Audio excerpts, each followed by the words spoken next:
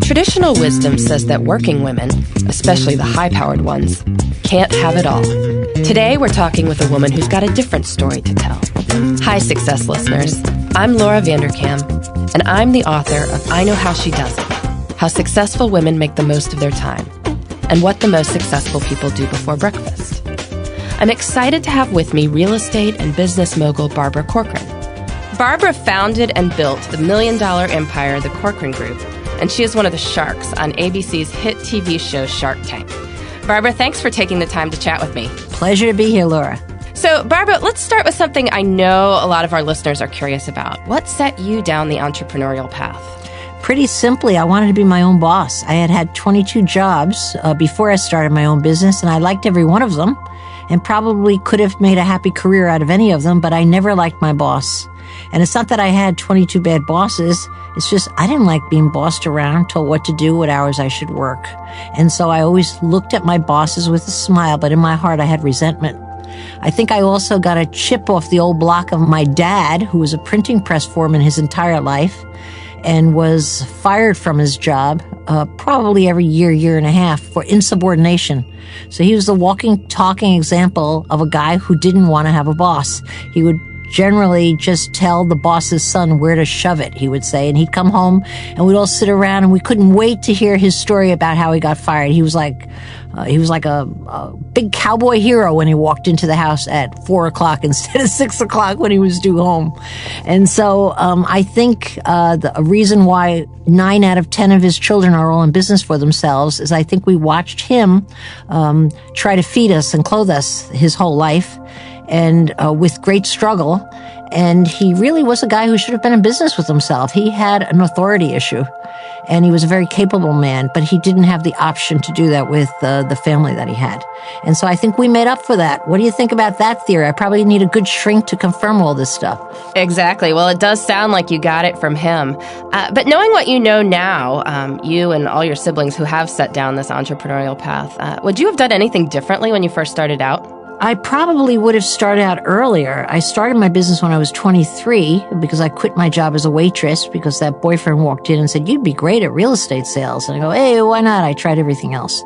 But I would have ignored my mother's advice 2 years earlier when I wanted to start my own business because she gave me the very good sage advice, I guess. Where she said, I'm paraphrasing her now, but something to the effect, you better build your resume or something like that. Hold a job for a while. You really need a good resume if you're going to get yourself ahead. But she was wrong. She should have said, you know what? You've quit every job you ever had from the time you were 12. You probably belong in business for yourself. But she was giving me logical advice. So I think I would have just jumped out of that situation maybe 2 years earlier. That's my only regret. I love that. Not even a regret. I'm just saying that because you asked me. I'm not regretful, but I had to come up with something. Exactly. Well, not everyone wants to build a good, solid-looking resume that shows that you are stable at a job forever. So switching sort of to the business and personal sides of things, you've said in the past that you see your business and your investments as kind of an extension of your family. Mm-hmm. And I know many people think of the two sides of their lives as totally separate. The whole idea of work-life balance is that the two are on opposite sides of the scale, and when one goes up, the other's got to go down. So what's your perspective on that? Well, I don't believe at all in work-life balance because I pursued it when I started my own family, and I was already 46 when I had my first baby.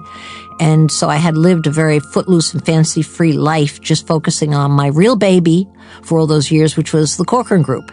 But I tried this work-life balance thing for a couple of years because I had heard about it. It didn't work for me. So what I did instead is I decided that my kids just had to be wrapped into my business. I had 1,000 kids at work that I felt the mother to, and I suddenly had one son, and then, of course, I had my daughter later. But I find that kids can learn a heck of a lot by watching their mom or dad lead other people or do their job. So I just decided I wasn't doing anything at work that I wasn't proud of, and I'd bring my kids in on it. So when we had our big February parties or our picnics in the summer times for everybody, which we had a blast at, I always tried in every way I could to have it at my home. to bring my kids in. And even now, I do a lot of public speaking around the country. And my daughter, Kate, is 10, and she has no problem at all getting up on the stage and handing out my business cards. I think that's a great asset for her. She has great confidence in a crowd. And so I just try to blend the two. I also found that once I had children, the report I got back from my many employees was that they said that having kids really softened me. Now, I didn't think I was a hard ass to begin with, but they claim that it made them relate to me more, and then I was a different person. So I think you get some benefit there. But it's this work-life balance, which is such a cool phrase, isn't it? Is like chasing the Holy Grail. I've just never been able to do it. The only piece that I do honestly make it a huge effort to divide is my cell phone. So when I go into my home at night here in the city, and I work right below my home, I have a lovely space on the street below where I live. I leave my cell phone in the elevator landing, plug it in right there, because I really don't want to take my eyes off my family life once I walk through that door at 6 o'clock. And I don't look at it again till I walk out at 8, once Kate, well, Tommy's already graduated from college, but once my younger child is off to school, I look at my cell phone, because I find it's like a rabbit hole for me. I'm very driven. I'm very neat. I like to leave things in order. And it used to be that I could not answer emails and texts before I went to sleep at night.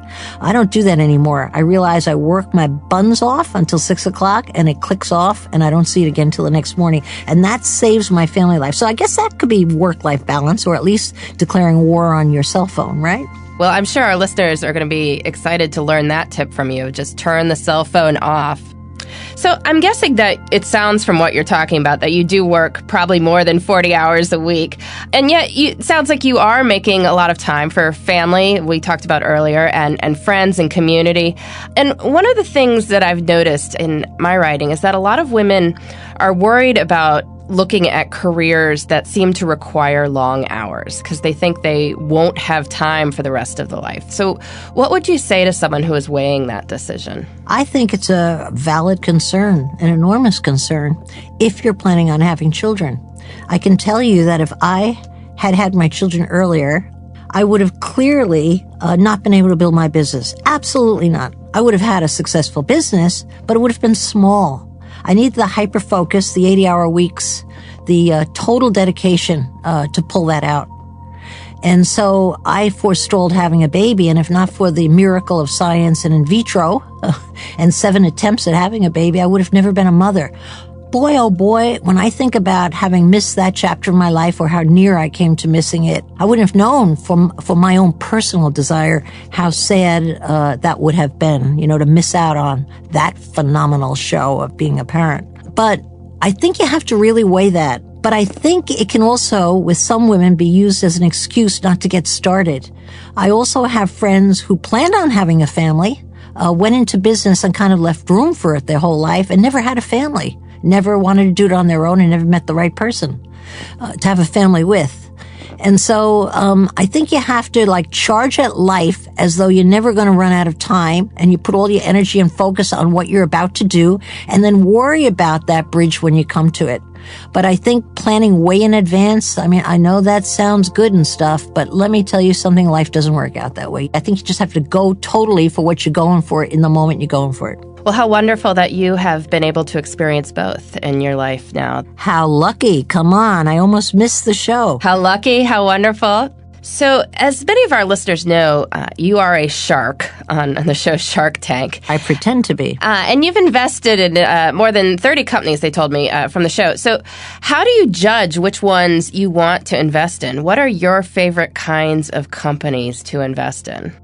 I don't have a favorite kind at all. I have more food businesses than anything else, if there was one leading category. But that's not by design. It just happens that way. Usually, I'm just sitting on the set 10 hours a day trying to figure out what I don't like about the entrepreneur. Now, that might sound like a negative thing, but I'm sitting there squinting my eyes and then trying to break that habit more recently because it doesn't look good on camera. But I'm sizing up the entrepreneur to try to figure out how smart they are. Smart, I don't mean IQ-wise. I'm talking about smart on their feet, street smart savvy, good on their feet, fast thinking. because those are the kind of smarts that build businesses, not the Harvard MBA kind of intellectual observation kind of smart. And I'm not knocking that. I'm just saying these are the traits I'm looking for. I'm looking always for someone with enormous energy, because I've never met anyone who's built a business that didn't have 150% energy. And some people are born with more energy than others. And if I see that the words are right, and the plan is right, but the guy or the gal's delivering it with just average energy, they're not going to succeed in my book. I hope I'm wrong for their sake, but I'm already out. I'm just trying to fish up a plausible reason why I'm going out versus saying, I don't like your energy, which would look ridiculous. Okay. But that's the real reason I'm going out. I'm watching their eye contact. I'm watching them bob and weave when they do have the answer or don't have the answer. I'm really virtually not paying any attention to the business plan. I'm hyper-focused on the individual. It's all about the person. It really is, and I'll tell you why. I've been on Shark Tank 7 years already, and hopefully it will go on forever. But in those 7 years, every single person who succeeded had enormous energy, okay?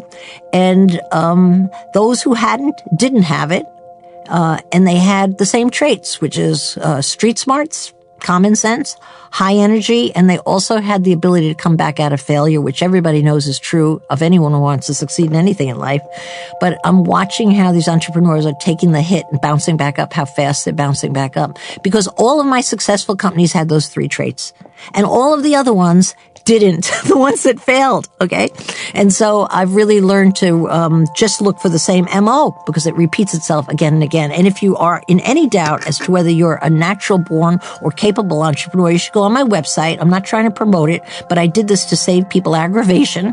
I have created a phenomenal IQ test, entrepreneur IQ test, 10 multiple choice questions, and it is accurate. I've tested against sharks, people who have succeeded in business, people who pretend they succeed, and I know personally they failed. I've had them fill it out, and I have hammered out a surefire way to let you know you're not an entrepreneur, by the way, and save yourself the time and keep your day job. Well, that's good to know. So what is the smartest question that any of these entrepreneurs who are telling you about their businesses and introducing themselves to you on Shark Tank, what are some of the smartest questions they've asked you?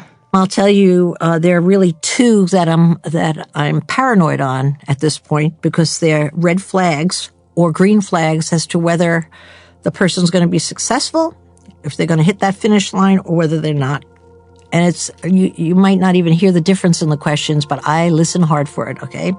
The great majority, like 2/3 of the people I've invested in who have failed, okay, they tried, they just didn't make it, okay? They might still think, many of them are still in business, and they think they're in business, but I know they're never going to succeed.